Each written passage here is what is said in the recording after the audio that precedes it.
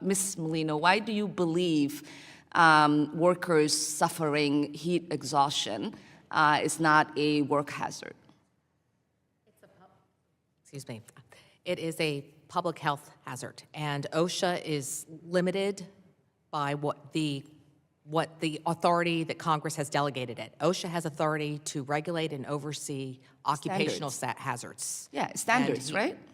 Occupational hazards. Yes. And why would you not? Why would you not water, think it is not an that. occupational hazard if someone is being forced to work 8 hours under 120 degrees without getting regular breaks? And employers are already taking action to protect So you believe workers from employers heat. should have the responsibility to decide who dies and who survives in the heat? They have a responsibility to keep their workers safe, most definitely, but that is separate and apart from So OSHA's you're saying authority. those employers who have not done that, who have seen people die at their workplaces in places like Texas, it's just because they're bad people, and we shouldn't have the responsibility of protecting the workers, is what I hear. That's not what I'm saying, but thank you. I find it truly astonishing that House Republicans have brought us here today to discuss ways to unleash America's workforce while they are actively abandoning workers. How exactly are we supposed to unleash anything when federal workers are being threatened by an unelected billionaire? When critical government services and authorized funds are being disturbed at a whim?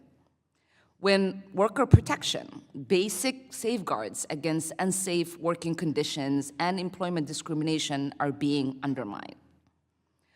We are already hearing reports that the Trump administration has begun firing many workers at the Department of Labor and the National Institute for Occupational Safety and Health. Ranking Member Scott and I recently sent a letter to HHS demanding more information about these staffing cuts and grant distributions. We have not heard anything back yet.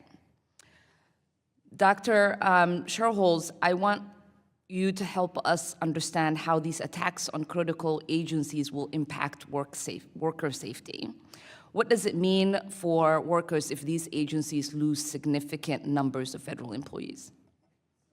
What OSHA does is protect workers' health and safety by passing laws, by passing regulations, publishing regulations, enforcing those regulations.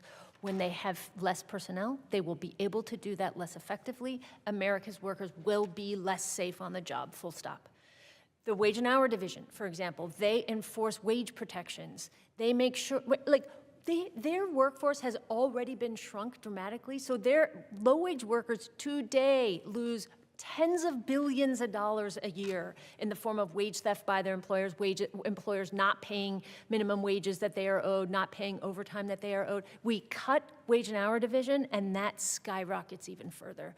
Workers will be hurt by actually being hurt on the job and by losing wages that they were legally owed. Yeah. And who really benefits when agencies lose this capacity? Okay.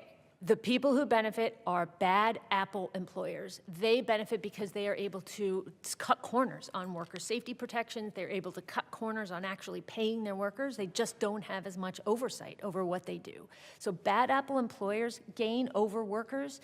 Bad apple employers gain over lawful employers because then they are in a competitive advantage over lawful employers. And then the other group that benefits from this are the wealthy, who are going to be the disproportionate beneficiaries of the tax cuts that these kinds of agency cuts are going to help pay for. Appreciate that. Thank you so much. And I have to say, these attacks will have, as you just said, real and devastating consequences for working people in this country. It's about thinking about economic mobility. It's about thinking about job security. It's, at minimum, thinking about institutional stability. Dr. Sherholz, how will America's workforce be unleashed, as my colleagues say, by Republicans' budget, which provides more than $4.5 trillion in tax breaks to billionaires and big corporations? Oh, I am on. Okay, yeah. This unleashing is not going to happen because of this House budget. The draconian cuts to health care and food assistance for children and families will hurt millions of workers. That is not an unleashing. It will weaken our economy. Those cuts, as you said, they're being made to make fiscal space for tax cuts that will go overwhelmingly to this country's wealthiest households, just like the TCJA did.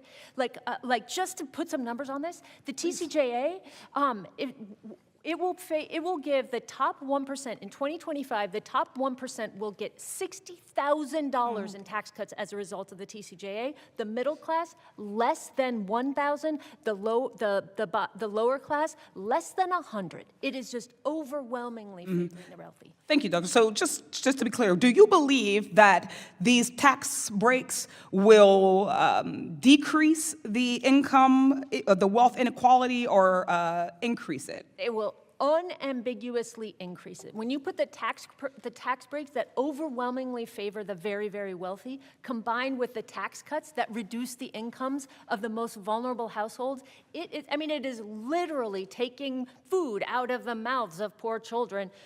I mean, not literally, but to line the pockets of the very wealthiest households in this country. Thank you. The truth is, Republicans don't want to unleash the workforce. They want to destroy it and replace it with an economy that only works for the wealthy. And that's proven further by the administration's actions to undermine civil rights protections across the workforce. Over the summer, President Trump went viral talking about black jobs. But one of the first acts as president was to rescind federal anti-discrimination hiring rules and eliminate funding for workplace diversity programs. Black Americans make up approximately 20% of the federal workforce because so many of us grew up knowing the value of securing what we called good government jobs. These jobs aren't just stable and provide fair pay. They've long been a pathway to overcoming discrimination in the private sector and to begin building economic security.